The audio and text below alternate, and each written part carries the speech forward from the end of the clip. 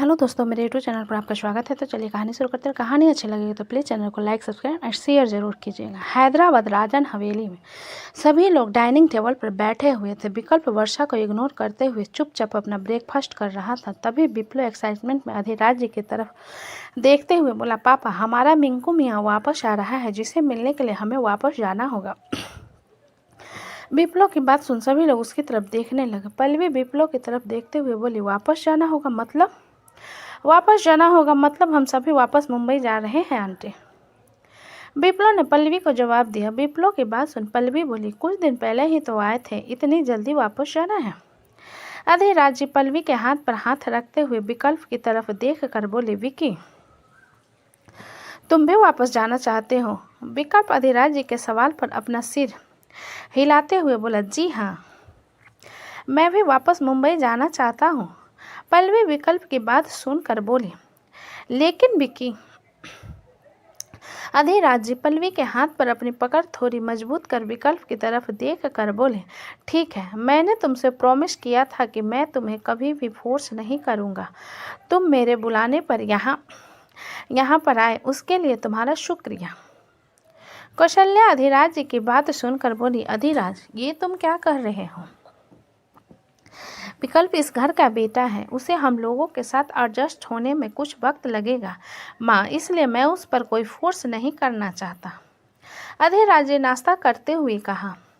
उन लोगों को उदास देखकर विप्लव सब लोगों की तरफ देख कर बोला, मैं यहाँ पर रुक जाता हूँ ना, मैं भी तो आप लोगों की औलाद की तरह हूँ। हाँ, क्यों नहीं, मैं चाची से कॉल करके कह देता हूँ कि तुम यहीं रहना चाहते हो।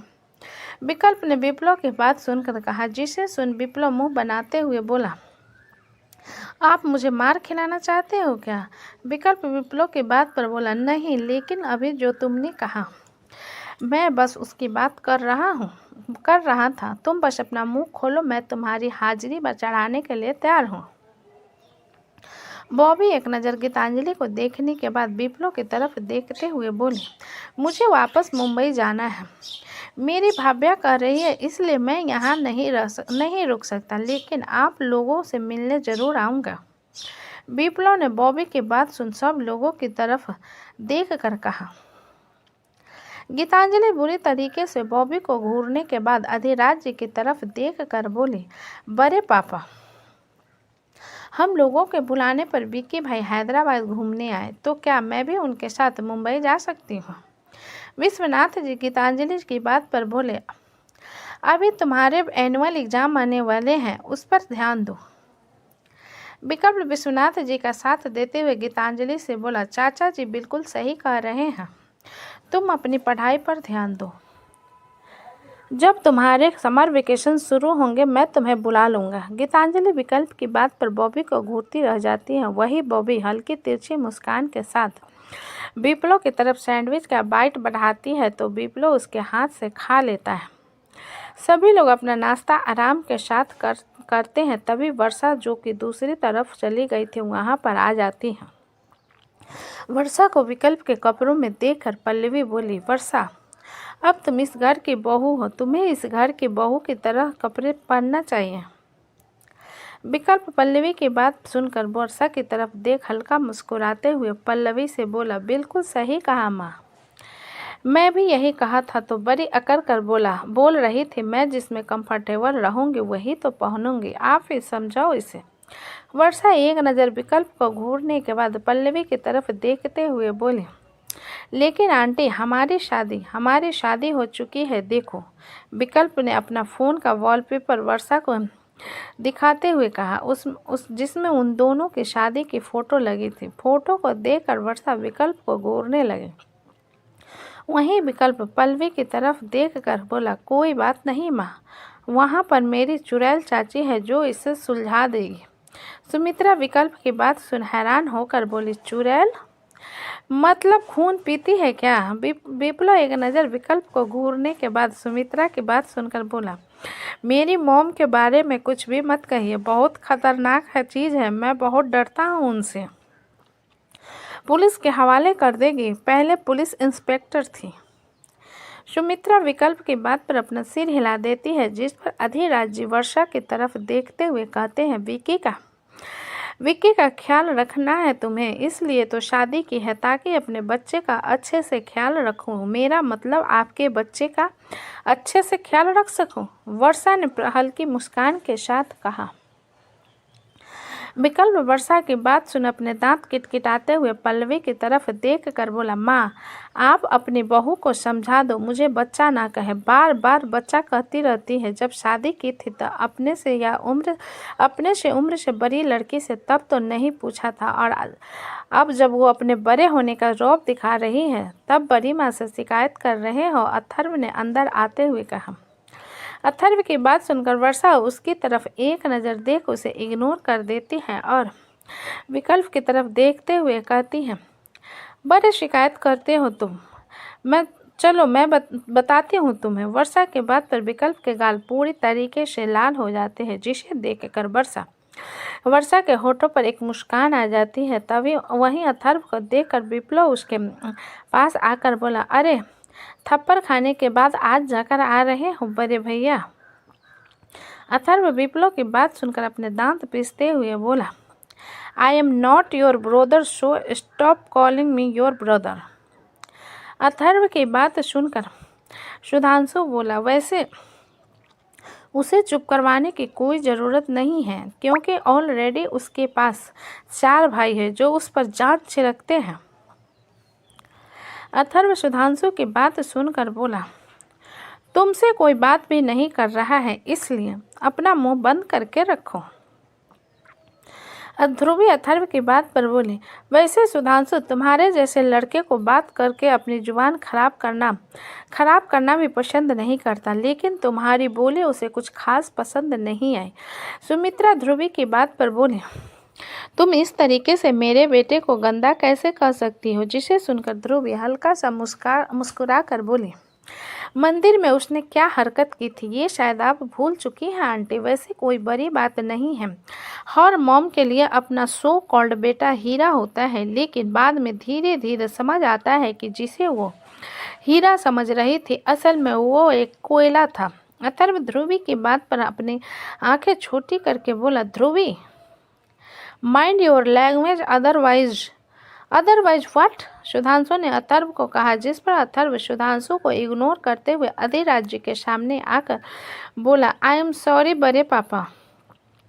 अधिराज्य अथर्व की बात पर बोले, वो लड़की कौन थी जिसके साथ तुम थे। अथर्व अपने पॉकेट से मेडिकल रिपोर्ट निकालते हुए बोला, मैं सच में किसी के साथ नहीं था, मुझे एलर्जी हो गई थी जिसलिए मैं 2 दिन तक अस्पताल में था, लेकिन मुझसे कोई मिलने भी नहीं आया। ये देखिए रिपोर्ट्स। ये कहते हुए अथर्व रिपोर्ट अधिराज्य के सामने रख देता है। अधिराज्य रिपोर्ट को एक नज़र देख कर बोले, जो होना था हो गया, तुम्हारे लिए एक अच्छी सी लड़की देखनी होगी, लेकिन मुझे वर्षा पसंद है। अथर्व ने वर्षा की तरफ देख अधिराज्य से कहा। विकल्प अथर्व की बात पर बोला, लेकिन अब वर्षा के साथ मेरी शादी हो चुकी है, उससे क्या फ़र्क पड़ता है। तुम लोगों ने सिर्फ फेरे लिए थे, रस्म और रिवाज के साथ हुई शादी को माना जाता है। टीवी सीरियल की तरह तमाशे किए गए शादी को नहीं मानते। अथर्व ने विकल्प की बात पर सुनकर कहा। विकल्प अथर्व की बात पर अधिराज्य की तरफ देख कर बोला, पापा आप कुछ कहेंगे। विकल्प के पापा कहने पर अधिराज्य उसकी तरफ देखने लगते हैं। उन्हें कुछ भी ना कहता हुआ देखकर विकल्प फिर से कहता है, पापा आप कुछ कहेंगे। अधिराज्य अपना सिर हिलाते हुए अथर्व से बोले, अथर्व वर्षा विकल्प की पत्नी है। अथर्व अधिराज्य की बात सुनकर बोला, आखिर आपने साबित कर दिया, मैं सिर्फ इस घर का एक केयर टेकर हूँ, मेरी फीलिंग्स की कोई वैल्यू नहीं है। इतना कहकर अथर्व अपने बेडरूम की तरफ चला जाता है, लेकिन उसके होठों पर एक शैतानी मुस्कान थी। विप्लव अथर्व के जाने के बाद विकल्प की तरफ देख कर बोला, भाई ने आज ही जेट भेज दिया है, हमें आज ही निकलना होगा।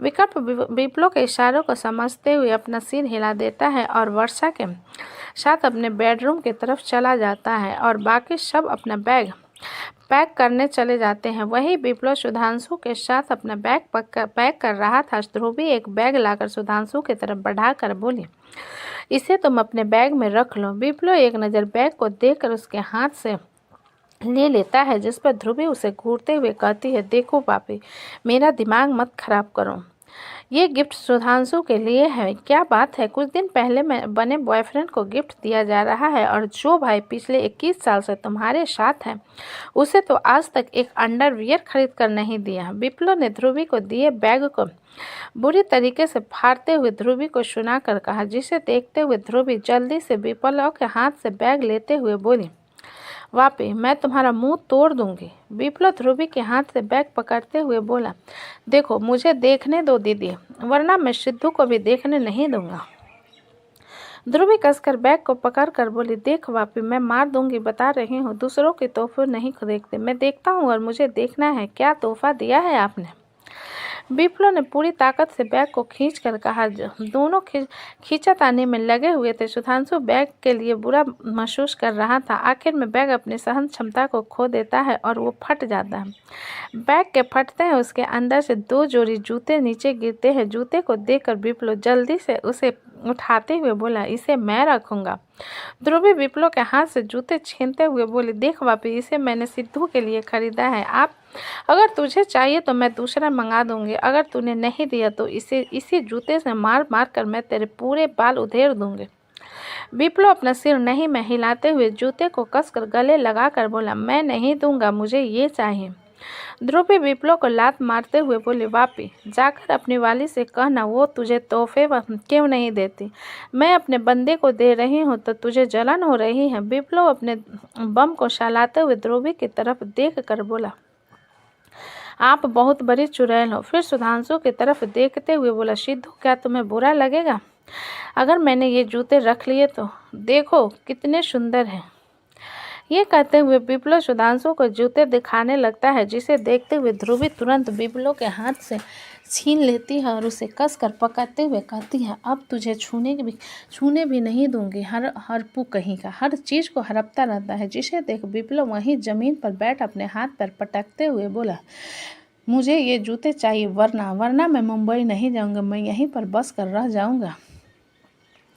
ध्रुवी विप्लव को इग्नोर करके जूते सुधांशु को देते हुए बोले, तुम्हारे लिए थैंक यू, लेकिन मेरे ख्याल से इसकी ज़रूरत मुझसे ज़्यादा वापी को है। सुधांशु ने जूते लेकर कहा, जिसे सुन ध्रुवी सुधांशु को घूरते हुए देखो सिद्ध, ये मैंने तुम्हारे लिए खरीदी है और इस वापी के बच्चे का क्या है, इसके पास तो बड़े बड़े लग्जरियस ब्रांड के जूते पड़े हैं, लेकिन फिर भी ये लड़का कोई भी नया सामान देखकर उसे हड़पने का पर चला रहता है। सुधांशु ध्रुवी की बात सुनकर आगे और कुछ नहीं कहता। वही विप्लव बुरी तरीके से ध्रुवी को घूरने लगता है। ध्रुवी उसे घूरने के बाद कमरे से बाहर चली जाती है।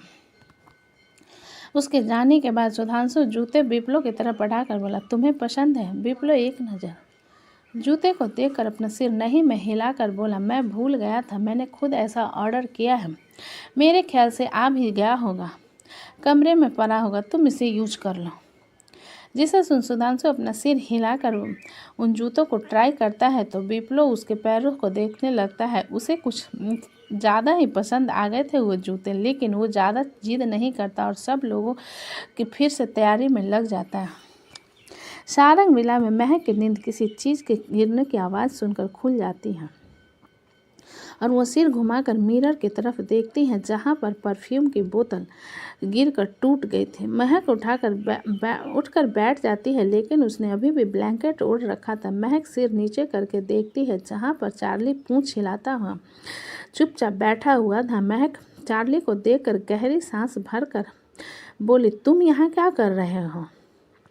चार्ली महक के बात पर जोर से भौंकता है, जिस पर महक बाथरोब उठाकर पहन लेती है और बिस्तर से उतरते हुए कहती है, अगर मेरा बागर बिल्ला आ गया ना तो तुम्हें यहाँ से उठाकर बाहर फेंक देगा, इसलिए जल्दी से वापी के कमरे में जाओ। चार्ली एक लैब्राडोर ब्लैक कलर का डॉग था, जो पहले छोटा था लेकिन अब बड़ा हो चुका था और दिखने में उसकी आंखें काफ़ी मासूम थी, लेकिन हरकतें बिल्कुल विप्लव की तरह। लेकिन वो सारी बातों को अच्छे से समझता था।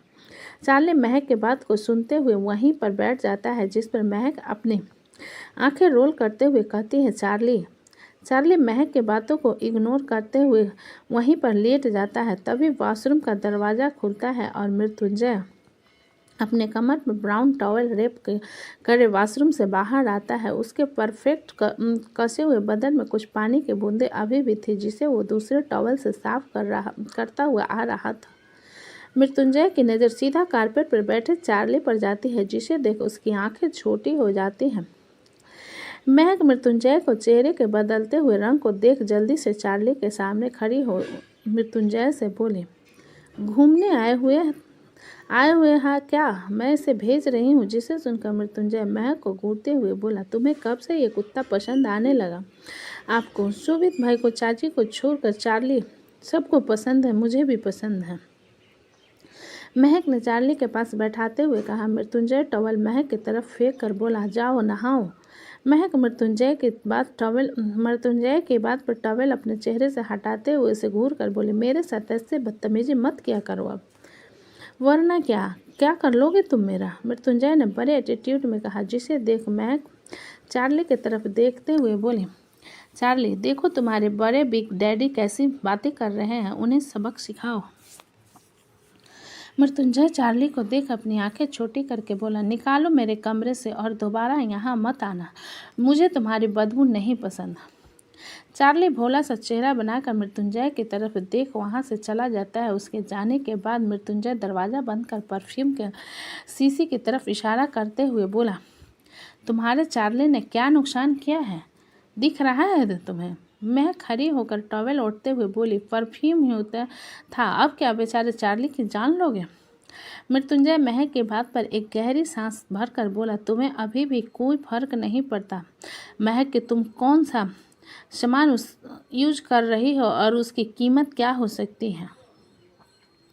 महक एक नज़र परफ्यूम को देखने के बाद बोली, ठीक है, मैं पैसे दे दूंगी। ठीक है, अभी दो।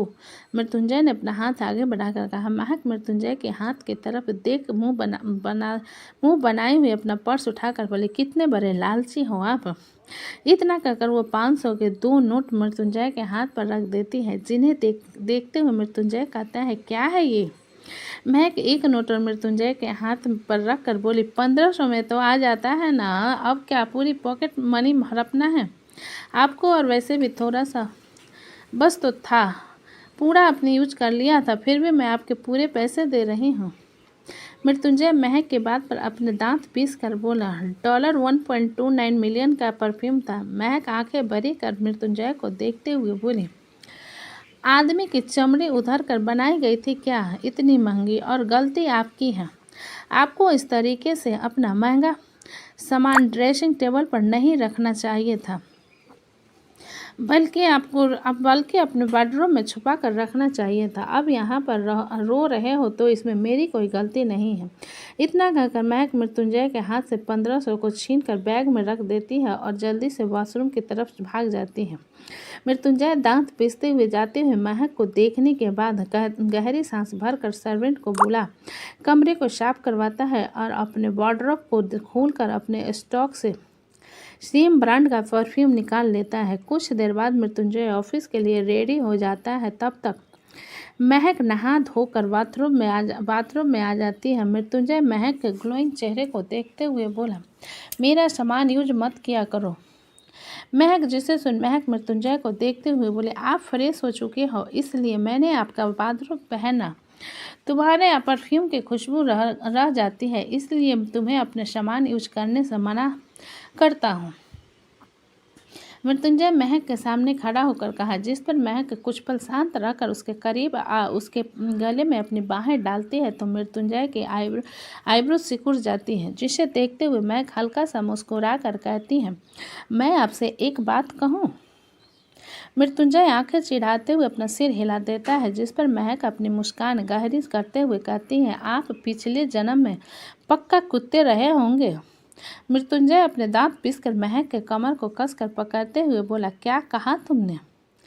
मुझे कुत्ता कहा? महक मृत्युंजय के कमर को पकड़ने पर हल्का सा लिफ्ट होकर उसके कमर पर अपने पर रेप करके बोली, आपके सूंघने की क्षमता बहुत तेज है, बस इसलिए मैंने ऐसा कहा। मृत्युंजय महक को उसके कमर से होल्ड करे महक की आंखों में आंखें डाल बोला, महक तुम काफ़ी डेयरिंग होती जा रही हो। वो क्या है ना, पहले डर लगता था आपके नीली बागर बिल्ला जैसे आंखें को देखकर, लेकिन अब ऐसा कुछ महसूस ही नहीं होता। महक ने प्यारी से मुस्कान के साथ कहा, जिसे देखते हुए मृत्युंजय महक को नीचे उतर कर बोला, मेरी आज एक बहुत इम्पोर्टेंट डील है जिसके लिए मुझे जल्दी ऑफिस जाना पड़ रहा है, वरना तुम्हें अच्छे से बताता कि ये बागर बिल्ला तुम्हारे साथ क्या कर सकता है। महक मृत्युंजय के नेक टाई को ठीक करते हुए बोली, वैसे आज आप इतने जहर तरीके से तैयार होकर किसकी जान लेना चाहते हैं? तुम्हारी। मृत्युंजय ने महक के बालों को कान के पीछे करते हुए कहा, जिस पर महक हल्का मुस्कुरा कर बोले, हम तो आप पर जान भी देने को तैयार है, बस एक बार कह कर तो देखिए। ज़रूरत नहीं है, जब चाहिए होगा तब खुद ले लूँगा, फिलहाल के लिए बकवास मत किया करो। मृत्युंजय ने महक के गाल पर पींच करते हुए कहा। महक मृत्युंजय की बात सुन मुँह बनाकर उससे दूर हो वार्डरोब की तरफ जाते हुए बोली, सिद्धू कब वापस आ रहा है हैदराबाद से? मैंने अपने नक्चरे साले और अपने प्यारे भाइयों के लिए जेट भेज दिया है, आ जाएंगे वो लोग। मृत्युंजय ने वॉच पहनते हुए कहा, जिसे सुनकर महक सिर घुमाकर मृत्युंजय को घूरते हुए बोली, आपको मेरे भाई से दिक्कत क्या है? मुझे कोई दिक्कत नहीं है, लेकिन उसकी शक्ल देखकर मुझे सीरियस और सिंपल से शब्द समझ नहीं आते। मृत्युंजय ने जवाब दिया, जिसे सुनकर महक चुपचाप अपने लिए एक साड़ी निकालती है और उसे लेकर वॉशरूम की तरफ चली जाती है। मृत्युंजय उसे जाता हुआ देखने के बाद गहरी सांस भरकर कमरे से बाहर चला जाता है। इधर मालाबार हिल्स में राघव रेडी होकर अपने बेडरूम से बाहर आता है तो उसे सब कुछ काफ़ी नया नया सा लगने लगता है। तभी राघव को किचन से बर्तनों की आवाज़ आती है तो राघव उसे तरफ चला जाता है तो देखता है आरती अभी भी उन लाल जोरे में थी। राघव आरती को देखकर एक गहरी सांस भर कर बोला, तुम्हारे पास कपड़े नहीं है क्या आरती? क्या? आरती सिर घुमाकर राघव की तरफ देखते हुए बोली, मैंने यहाँ पर दुकान नहीं देखा है, वरना मैं खुद अपने लिए कपड़े लेने चली जाती। तुम कितनी गंदी हो, तुमने पिछले 3 दिनों से इसी कपड़े को कर रखा है। राघव ने नाक सिकुड़ाते हुए कहा, जिस पर आरती कपड़ों को स्मेल करते हुए बोली, बदबू नहीं आ रहा है? राघव 2 मिनट आरती को घूरने के बाद कमरे में चला जाता है और आरती फिर से अपने काम में लग जाती है। कुछ देर बाद राघव अपने हाथ में शर्ट और लोअर लाकर आरती के सामने रख कर बोला, ये मेरी माँ ने मेरे लिए भिजवाया था, लेकिन साइज में छोटा हो गया, तुम पहन लो। आरती राघव के हाथ में कपड़े देखते हुए बोली, लड़की वाले कपड़े नहीं है क्या? तुम्हें यहाँ पर तुम्हारे अलावा कोई लड़की नज़र आ रही है क्या? राघव ने कहा, जिसे सुन आरती अपने गले पर खुजली करते हुए बोली, मैं हमेशा सूट सलवार पहनती हूँ, वैसे तुम जैसे ओल्ड फैशन के कुछ उम्मीद भी नहीं रख सकते। ठीक है, शाम को आते वक्त तुम्हारे लिए ले आऊँगा, फिलहाल इसे पहन लो। राघव ने कपड़े सोफे की तरफ रखते हुए कहा। आरती राघव की बात सुन अपना सिर हिलाकर बोली, आप बैठ जाइए, मैं आपके लिए नाश्ता लगा देती हूँ। राघव एक नज़र टाइम की तरफ देखने के बाद खुद से बोला, रात तक प्रेजेंटेशन के चक्कर में उठने में लेट हो गया, आप खुद से क्या बातें कर रहे हो? आरती ने प्लेट उसके सामने रखते हुए कहा, जिस पर राघव बिना आरती की तरफ देखे रोटी रोल कर दांतों तले दबा खाने लगता है। आरती राघव की तरफ देखते हुए धीरे से कहती है, आप रात को जल्दी आ सकते हो क्या? क्यों? राघव ने पूछा, जिस पर आरती छोटा सा मुंह बनाकर बोली, मैं यहाँ अकेले रहती हूँ तो मुझे डर लगता है और आप रात को देरी से आते हो। जिसे सुनकर राघव सिर उठा आरती की तरफ देख टीवी की तरफ इशारा करके बोला, टीवी है, टीवी देखा करो, नहीं तो मेरे बेडरूम में जाकर बुक सेल्फ से बुक निकाल कर पढ़ा करो, कम से कम थोड़ी अकल आएगी। राघव की बात सुनकर आरती उसे घूरते हुए बोली, आप इतना ज़्यादा मुझसे फ्रस्ट्रेट क्यों होते हैं? क्योंकि तुम मेरी लाइफ में रोक टोक कर रही हो और तुम्हें देखते ही मुझे वो सब याद आ जाता है जो मेरे साथ हुआ है, सिर्फ तुम्हारे कारण। राघव ने उठकर कहा। आरती राघव की बात का कोई जवाब नहीं देती, जिस पर राघव बिना आरती से कुछ कहे ऑफिस के लिए निकल जाता है। सारंग कंपनी में मृत्युंजय ऑफिस पहुंचता है तो देखता है राघव ऑलरेडी उसका वेट कर रहा था। राघव को देखकर मृत्युंजय लिफ्ट की तरफ जाते हुए बोला, क्लाइंट आ गए क्या? राघव मृत्युंजय के पीछे आते हुए जल्दी से बोला। वो कॉन्फ्रेंस रूम में वेट कर रहे हैं और मिस चक्रवर्ती भी आई हुई है। मृदुला, वो हमारे ऑफिस में क्या कर रही हैं? मृत्युंजय ने लिफ्ट पर चढ़ राघव की तरफ देख कर पूछा, जिसके जवाब में राघव मुंह बनाते हुए बोला, मिस्टर चक्रवर्ती उन्हें छोड़ कर गए हैं क्योंकि आप आज उनके साथ ही आपकी मीटिंग है। मृत्युंजय एक गहरी सांस भरकर अपना सिर हिला देता है और सीधा कॉन्फ्रेंस और उनकी तरफ चला जाता है। करीब 3 घंटे की मीटिंग के बाद वो अपने क्लाइंट से हाथ मिलाते हुए कॉन्फ्रेंस रूम से बाहर आता है तो मृदुला मृत्युंजय की तरफ देख कर कहती है, मृत्युंजय, मैं भी बहुत बिजी हूँ, बाद में तुमसे मुलाकात होगी। मृत्युंजय ने मृदुला का इग्नोर कर जाते हुए कहा। मृदुला मृत्युंजय की बात पर उसके पीछे आते हुए बोली, मैं बस तुमसे ये जानना चाहती हूँ कि जो प्रेजेंटेशन में तुम्हें दिया है वो तुम्हें पसंद क्यों नहीं आया? मृत्युंजय मृदुला के बात पर अपने केबिन के अंदर जाकर कुर्सी पर बैठते हुए बोला, हम कोई भी डील 1 पैसा कम होने पर भी खो देते हैं और तुम्हारे प्रोजेक्ट के अनुसार मिस्टर बिल उस प्रोजेक्ट को 50 करोड़ में कर रहे हैं और तुम 55 करोड़ की लागत बता रही हो। तो ये सुनकर मृदुला मृत्युंजय को देखते हुए बोली, क्लाइंट ने जिस कैफ़े को बनाने के लिए बात किया है उस हिसाब से और उसके इंटीरियर्स को देखते हुए उसमें 55 करोड़ का ही लागत आना चाहिए। क्लाइंट ने पहले से कह दिया था मृदुला के उन्हें 50 करोड़ तक के अच्छा सा कैफ़े डेकोरेटेड चाहिए जो फैंसी एंड लग्जरियस हो। मृत्युंजय मृदुला के बात सुनकर कहा, जिसे देखो। मृदुला गहरी सांस लेकर बोली, ठीक है, मैं और कुछ नहीं बोलूँगी, तुम्हें ज़्यादा समझ है। मृत्युंजय मृदुला की बात पर बिना और कोई आर्गूमेंट करे अपना काम करने लगता है, जिस पर मृदुला कहती है, क्या हम कॉफ़ी पी सकते हैं? मृत्युंजय कुछ कहता उससे पहले ही वहाँ पर राघव आकर बोला, बॉस, मुझे आज जल्दी लीव चाहिए, सारा शेड्यूल मैनेज कर दो, फिर देख लूँ। मृत्युंजय ने लैपटॉप में उंगली चलाते हुए कहा, जिसे सुन राघव छोटा सा मुंह बनाकर बोला, आपका शेड्यूल आज काफ़ी टाइट है, मैं राजीव सर को छोड़ दूं और उन्हें सब कुछ समझा दूंगा। मृत्युंजय इस बार सिर उठाकर राघव को देखते हुए बोला, बीवी को डेट पर लेकर जा रहे हो क्या? राघव अपना सिर नहीं में हिलाते हुए बोला, उसके लिए शॉपिंग पर जा रहा हूँ। ये सुन मृत्युंजय अपनी आंखें छोटी करके बोला, सच में तुम्हारी खुद की तो ड्रेसिंग सेंस उतनी कुछ खास है नहीं, तो अपनी बीवी के लिए क्या खरीदोगे? अब हर कोई आपकी तरफ शॉपिंग में इंटरेस्टेड तो नहीं होता ना, राघव ने धीरे से कहा। जिसे सुन मृत्युंजय अपने दांत पीस कर बोला, ओह रियली, तुम मुझे ताने दे रहे हो मेरी बीवी की तरह? राघव मृत्युंजय को भड़कता हुआ देखकर जल्दी से बोला, मैं नहीं, बस। ये कहते हुए उसकी नज़र मृदुला पर गई, जो कि बुरी तरीके से उसे घूर रहे थे।